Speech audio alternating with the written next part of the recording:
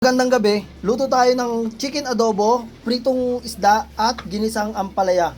Pasasarapin natin sa pamamagitan ng all-in-one Maggi Magic Sarap at Maggi Chicken Cubes. Yung isda, lagyan muna natin ng Maggi Magic Sarap. Timplahan po natin ng Maggi Magic Sarap, konting kumot-kumot lang at marinate muna natin sa gilid. Tapos may pinainit na akong mantika, gisa muna tayo ng bawang. Sunod natin ng sibuyas. Kaya po, gisa-gisa lang po muna natin. Luto na po ang bawang at sibuyas, lumabas na yung aroma, lagay na po natin yung chicken. At siyempre, lagyan na po natin ang all-in-one Maggi Magic Sarap na gawa ng Maggi. Yan po ang magpapasarap sa ating lutuin. Gisa lang po muna natin yan.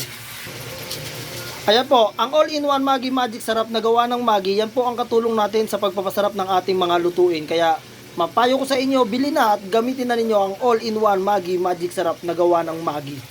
Ito na po ang ating chicken adobo na tinimplahan sa all-in-one Maggi Magic Sarap na gawa ng Maggi. Yan, luto na po yan. At patay na po tayo ng kalan. Tapos salin natin dito kasi tayo magpiprito pa ng isda. Ayun oh, sarap po. Ay, nahulog. Gagi mo. Buti na lang nasa loob. Okay. Ayan na po ang ating chicken adobo.